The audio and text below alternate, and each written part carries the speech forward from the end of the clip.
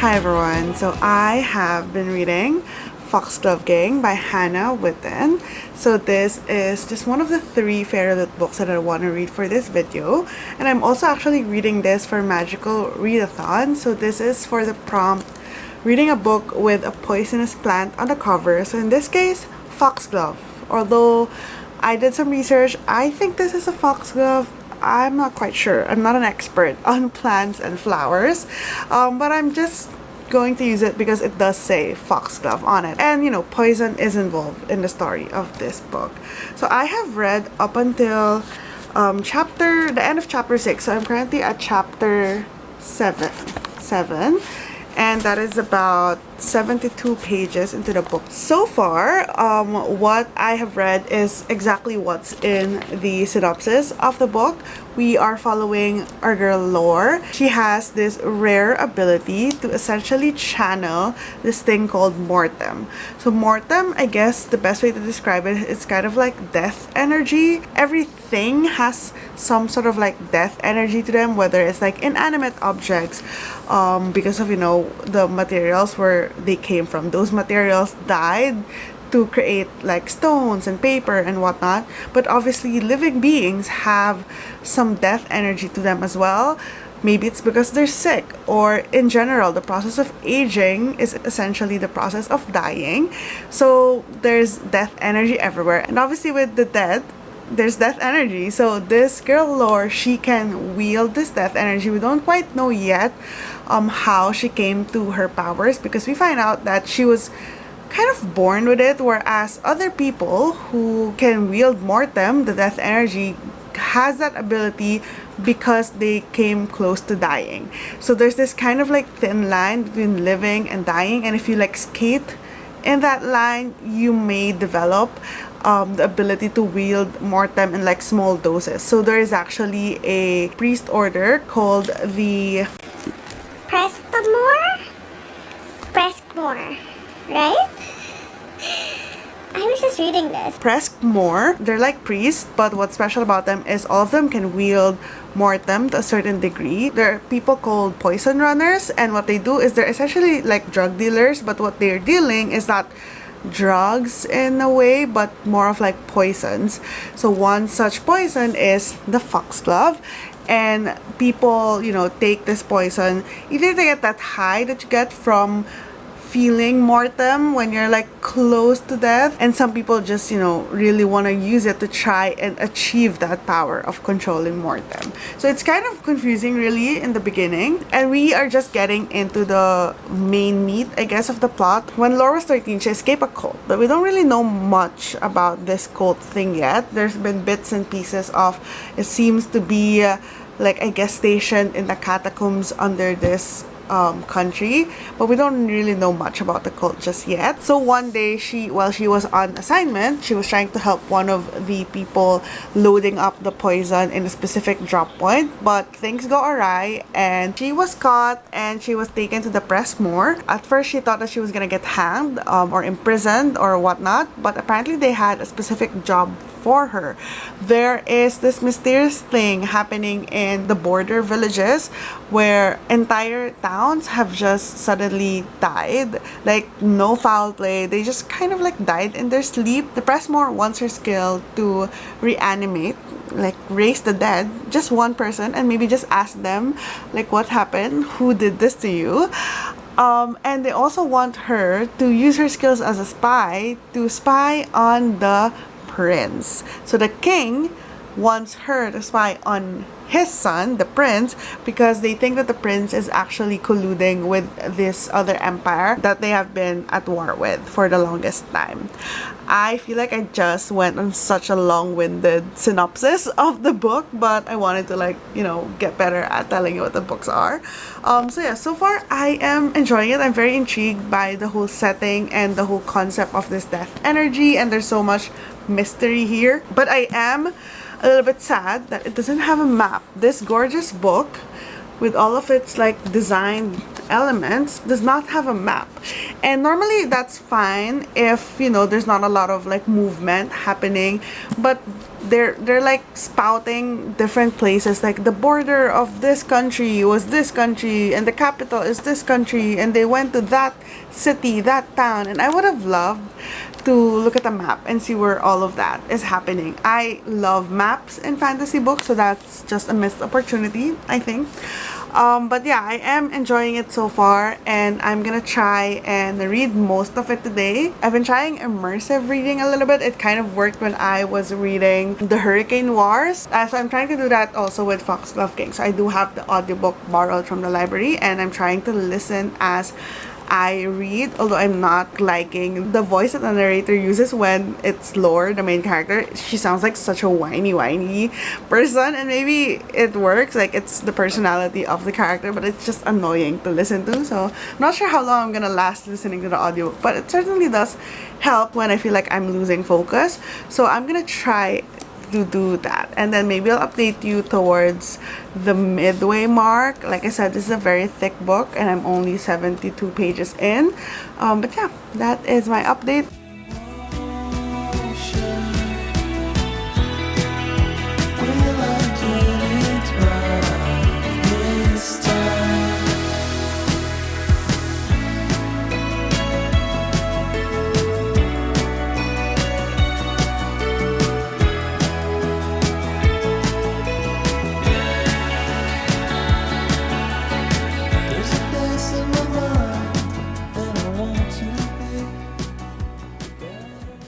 Good morning. It is the next day. I'm just filming with my phone because I'm too lazy to get my camera. But I made it to page 250 of Foxglove King. I really like this naked hardcover. It's growing on me. 250, which is a little over 50% of the book. I am actually still enjoying it. It's a bit slow. Like, it seems like nothing is happening. It's just our three main characters, which is the monk, Gabe, and then our girl Lore, and obviously our sun prince Bastion. So they're just going around like different places trying to figure out what the heck is going on with the towns whose like entire populations are killed, and it seems like the king and the priest exalted has some shady things going on behind the scenes as well. It's just a bunch of them making snarky comments amongst each other while they try to suss out where, like, who's doing the right thing, like who's part of this plot, this evil plot, or who's like a spy and whatnot. So not a lot of like action. I think the next chapter is gonna be a lot more action packed because the ending of chapter 23, there seems to be like a big leak of mortem, which is the death energy, and that just means like a lot of people are gonna die essentially, so they need to like go there and resolve that issue quickly. So I think there's gonna be a lot more action on that part, but I am loving the darker tones and imagery, especially with the whole thing about the catacombs and the death magic, and in general reanimating the dead. It's very creepy, and I think the writing is quite descriptive. Feel goosebumps whenever I read about it, which is nice. So I think I'm gonna try my best to finish it today so I can move to the next book as well. I am immersive reading this, so I'm listening to it on audio and then also reading it at the same time, which has been working out well for me. For like fantasy, I feel like I'm reading it a lot faster, and I'm gonna be joining a bunch of sprints throughout this month just to keep me motivated to read. Last night I joined Engechi's sprint, which is quite fun. So yeah, that is my update on Foxglove King. Excuse the very fancy lighting situation happening here. I just finished filming my August wrap up, so I had the lights happening. Like, this is my first time filming with both of the lights, and it's a bit weird, but it's also nice. So hopefully this lighting is working.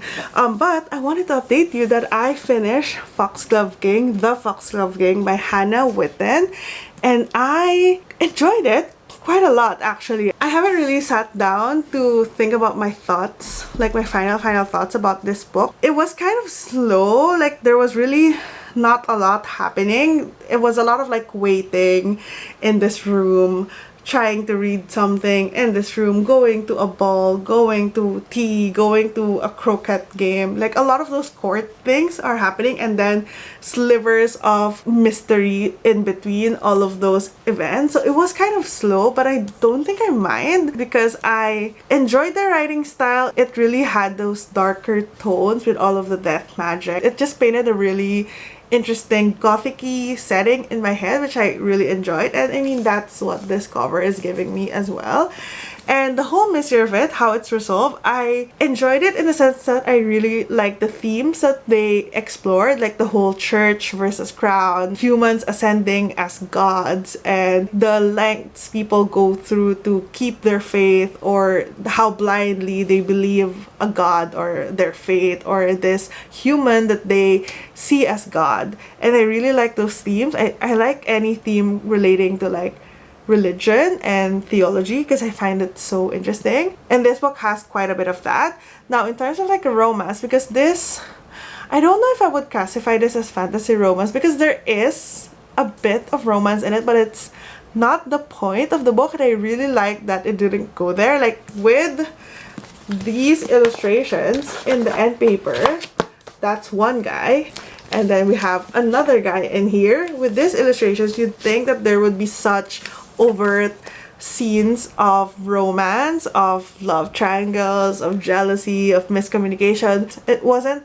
like the main feature. There's not a lot of romantic interaction, but there's a lot of tension. I'm not sure if I'm explaining that well. I also like that they didn't try to overly describe the character's physical appearance. Like they did a little bit in terms of like, oh, he has an eye patch, he has long hair, but they didn't have those moments where they're just thinking about how hot the other person is, how good she looks in that dress. There wasn't any excessive physical descriptions of the characters in this book, and I really like that because I feel like sometimes a fantasy book, it gets bogged down by so much of, oh, he's so beautiful, oh, he's so tall, oh, his shoulders are so wide, oh, those biceps, oh, that hair, oh, she's so sexy. Like there's so much of that in fantasy now that it can get quite distracting, and this one didn't have any of that. So if you're looking for like a fantasy book that has darker elements, so it has necromancy and a little bit of romantic tension, but not hardcore like romance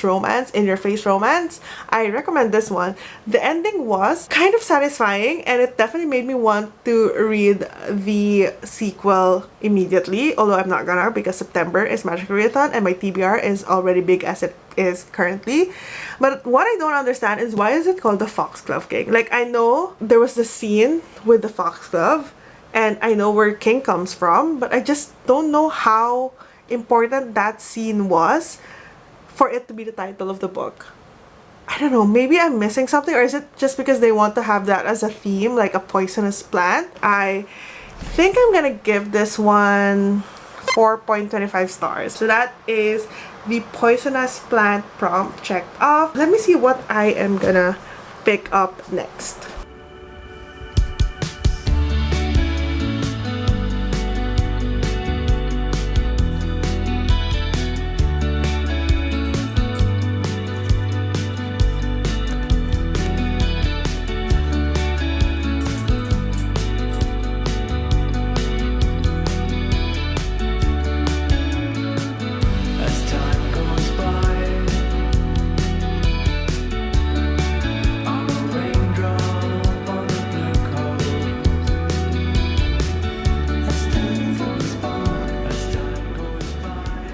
Hi everyone, today is September 4th and it's quite late. It's 11:34 in the evening and I made it to page 90 of Sing Me to Sleep by Gabby Burton, and I think I've read enough to sort of tell you what it's about. We are following Saoirse. She is a siren and she just graduated from kind of like their military, and she graduated first in her class.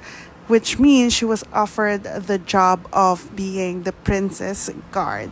Now, the problem is our girl Saoirse, she is actually a siren. And in this world, sirens are pretty much extinct. Well, not really extinct, but in their map, this is kind of like a secluded island. They have this barrier around their island where nothing can go in, nothing can go out, and sirens were cast out. So sirens are effectively extinct within their borders. However, she is there, and I don't know yet what she's doing there, how she arrived there, but she's there and she is illegal essentially. So she has been pretending all this time to be an Ikatus, which is like a fae without powers, because in this world the fae are pretty much the first class citizens. Only fae, witches, and humans are allowed in their country, which is called Kirja, I think. And she is neither of those. So she's very much illegal. She's just pretending to be a fae without like affinities to the elements. And now she is guarding the prince, which is kind of putting her in a pickle because the royals are the one that are implementing this ban against other creatures, and the fact that she has a sister who is also pretending. I'm not sure if it was mentioned what she is. My gut is telling me that she's human or something else, but basically she's also illegal, and someone has been threatening our girl Saoirse that they're gonna reveal her sister's true identity if she doesn't like comply with the blackmail and everything. She's going into the palace to figure out who this blackmailer is, because one of the clues that she had from the blackmail letter was that it had the royal insignia.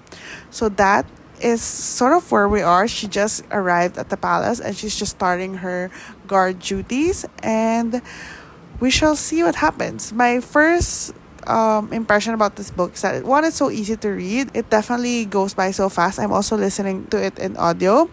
My one gripe right now is that it's quite repetitive. This is in first person point of view, and she just likes to say things multiple times, like minimum 2 times, and she says it out loud to whoever she's talking to, and then she says it in their head, and then in the next chapter she kind of recaps what she said. So there's a lot of repetition that's going on, and it's kind of dragging the story a bit, and I feel like nothing has truly happened in the first 90 pages. But it is reading fast, only because, you know, it's YA, very simple writing, nothing really like confusing or anything. I'm hoping that the next 100 pages would go into like the action. But what I am liking is that our main character, since she's a siren, she has this pull to kill, to like drag people into the water, because, you know, sirens are seductress. They drag people in the water and kill them. She always has to control that impulse, and it's just interesting having a main character who is, one, female, and second,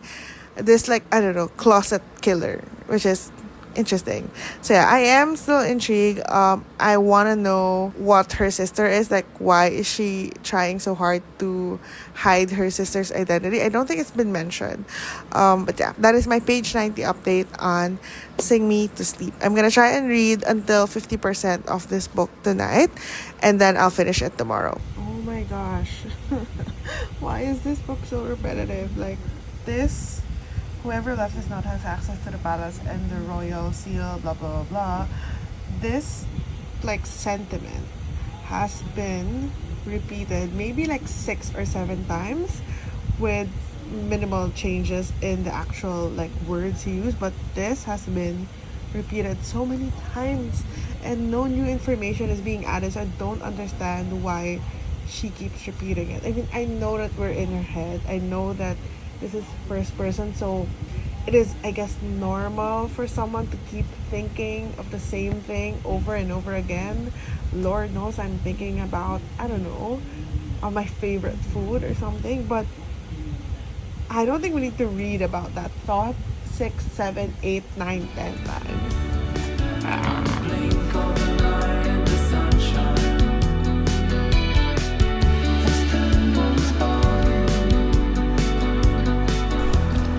Hi everyone, good morning. It is Saturday, September 7th. Yesterday I finished reading Sing Me to Sleep by Gabby Burton, and it was not my favorite book. I had an okay time with it, I guess, but I was kind of disappointed by it. I had not high hopes, I just had expectations because I really like the premise of this siren who, you know, is trying to battle herself between her impulse to kill and wanting to do good and save her sister. First off, what I did enjoy about this book is the world building per se, not necessarily how the story unfolded the world, but just I really like the idea. I really like the concept of the world where you have this secluded island where it has like a barrier around it, and like that one, and then you have like different sectors, you have different types of fae, you have witch sector, you have the human sector. So I feel like that part was interesting to me. I really like that. Everything else just kind of fell flat for me. The characters were very underdeveloped, I feel like. Aside from our main character, everyone else in the book felt like such placeholder characters, like they were there just to do one thing, and that didn't really make for an exciting read. Especially the male love interest, which is the Prince Hayes. We had bits and pieces of character development for him, but in general, I don't understand why he is obsessed to their main character. Initially, I was thinking maybe they're gonna do a play on like her being a siren or something, but he was just so fuzzy to me. His entire character, the prince, was so fuzzy to me. And then even the sister that we're saving, she was just this like a character to be saved. Nothing about her development made me care for her being saved. And I guess every single thing that was gonna happen, all the reveals, all of the plot twists, there are also quite a bit of plot holes in this book, especially towards the end. It really has to do with our main character Saoirse being introduced as this very overpowered character. She has this very overpowered skill as a siren, so that gives us an expectation of what she can do and what she should be able to do when shit hits the fan, and she didn't do any of those, and there was not, you know, adequate reason why she didn't do that to succeed in her plans. Because then I think that's really a pitfall sometimes with fantasy. When you make a character so powerful, it's kind of hard to justify them not winning. So I think that's what happened here in Sing Me to Sleep. So yeah, I didn't really enjoy this that much. The writing is not my favorite. When I read a book, I'm gonna put it down because I'm getting tired. When I read a book, I like to imagine the things that are happening in the book as I read them. Usually I have a very clear mental picture. It's like a movie playing in my head while I read the book. But for this one, there were just some scenes here where the cut between the scenes is very abrupt or wasn't properly segued into, or a character would suddenly be in the room where I didn't think they were there, or there was an action that felt kind of, where did that come from? That is just very jarring to me as someone who plays the movie of the book in their head while they're reading. So yeah, that is my experience of Sing Me to Sleep. I could recommend this if you're a very young YA reader. Like, if this is a spectrum of YA, this being the older YA and this being the young YA, you're right here, like bordering on middle grade. It does have interesting fantasy elements to it, and the writing is very simplistic. The plot is very simple, very predictable as well. So if you're on the young side of YA, maybe you would enjoy this, especially, you know, it's the world itself is interesting. And yeah, very underwhelmed by Sing Me to Sleep. I am going to be giving it 2.5 stars.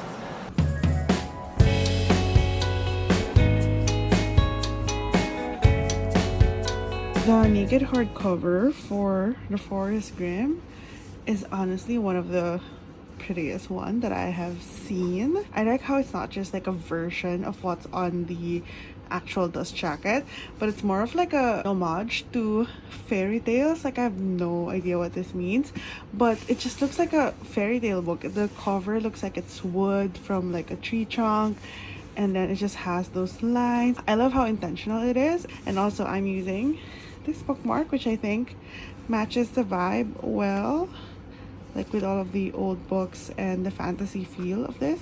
This is from Book Rose, her Patreon, she has a tier where she gives out bookmarks. So this is one that I got before. So yeah, love it. It's so pretty. The final book that I'm gonna be reading for this Fairy Loot Marathon is The Forest Grimm by Catherine Purdy, and I am enjoying it.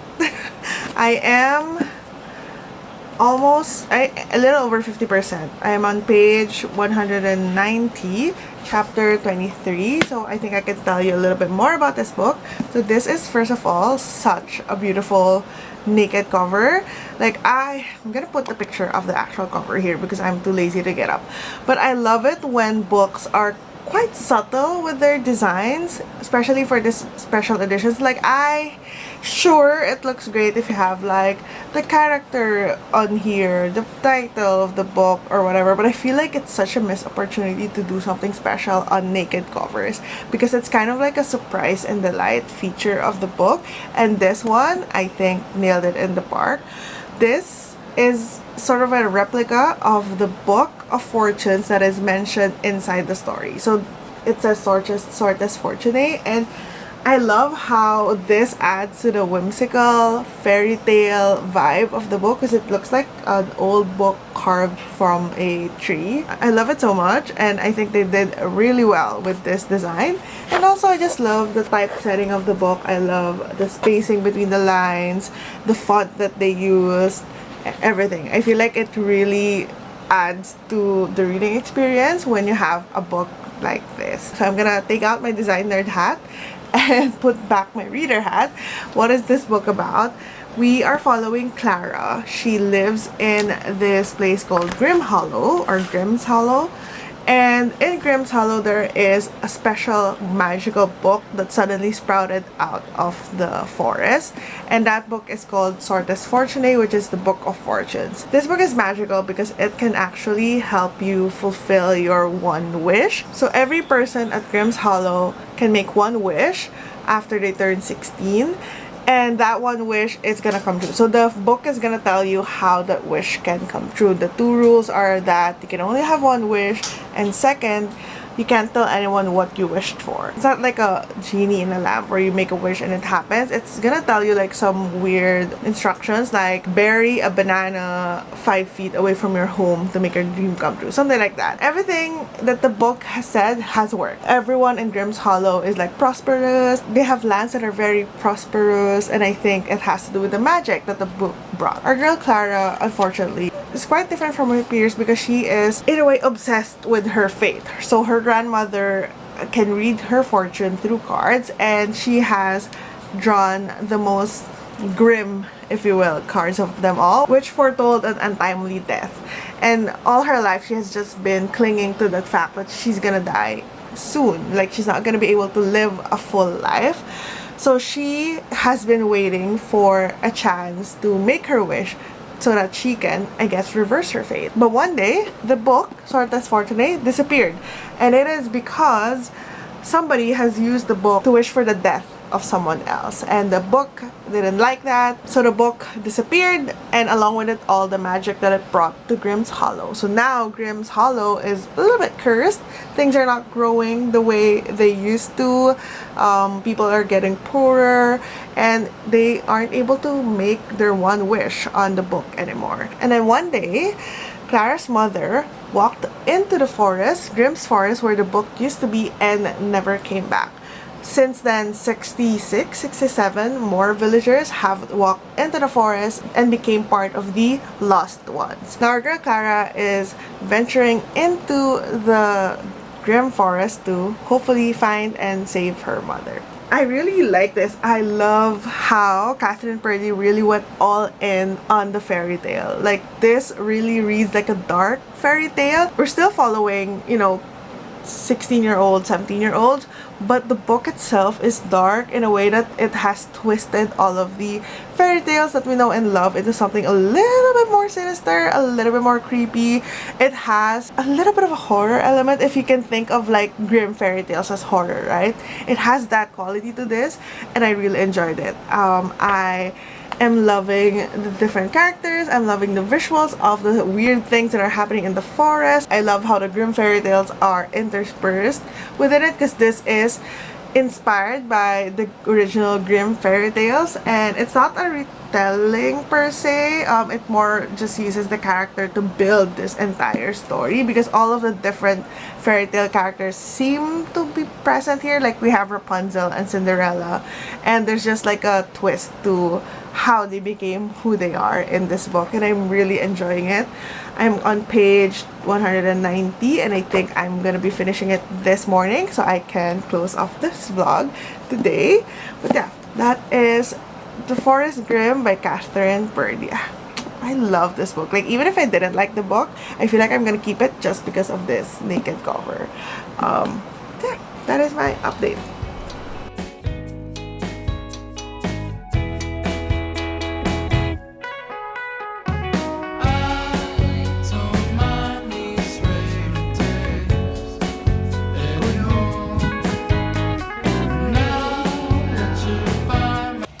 It's a series. I did not know that it was a series. Hi everyone, I have finished The Forest Grimm by Catherine Purdy. I think you saw in the last clip that I found out that this was a series. I don't know why that never clicked with me, because I can see it on Stargraph where it says The Forest Grimm, and then below it says The Forest Grimm #1. I should know that it is a series. For some reason that thought just never passed by this brain. But yeah, it is a series, and it did leave in a cliffhanger, which I am mildly not happy with. Like, mildly. I'm not like mad that it left on a cliffhanger. I'm not mad that it's a series, but I was already quite satisfied with how it ended. So the way it ended, it wasn't a happily ever after as you would think with a fairy tale, but it's more of a not so happy, not quite joyful ending where things fell into place, the ending that would have been realistic, and there are some semblance of wins, some happiness, but then there's this other half where it's a little bit melancholic, and I really like that. It matched the fact that this is Grimm fairy tales. It's not like the Disney fairy tales, if you will. So I was already happy about that, but alas, it's a series. I have unwittingly started another series, but there you have it, The Forest Grimm. I did enjoy my time reading this. I had a lot of fun with the fairy tale aspects of it. I had a lot of fun with how the fairy tales turned into twisted tales, and I know that that is more true to the source material, which is the Brothers Grimm fairy tales. And I don't know, I just enjoyed how everything came together, how all of the different characters were introduced, how their darkness, how their malevolence manifested in this book, and I'm happy, I'm satisfied. The imagery that it gave me was very fairy tale-esque, which is what I was hoping for. This book did what it set out to do, and I'm happy with that. So I am giving this one 3.75 stars. And with that, let us recap the 3 FAIRYLOOT books that I read for this video. So the first one is The Foxglove King by Hannah Witten. This is also a first in a series. It's more gothic. It has death magic. It has sort of like enemies to lovers. Also has a little bit of a love triangle going on.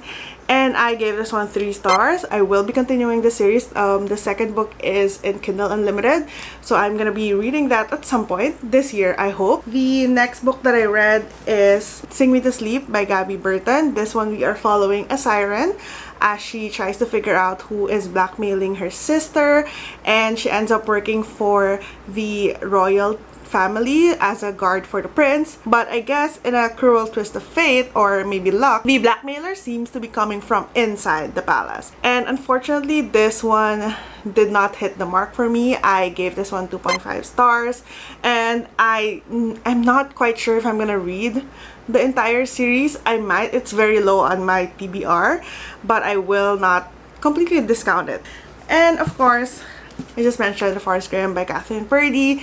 Definitely the favorite from this set of 3 books. Gave this one 3.75 stars. Definitely gonna be reading the sequel. Oh, did I even show you that it had a reverse dust jacket design that feels more like an actual fairy tale? So there you have it. That is the end of this FAIRYLOOT reading vlog.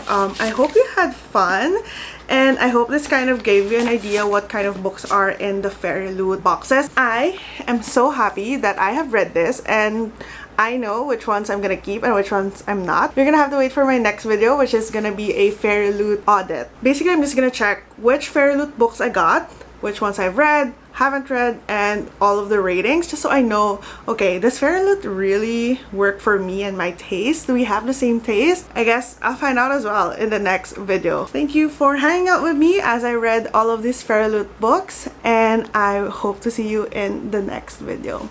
Bye!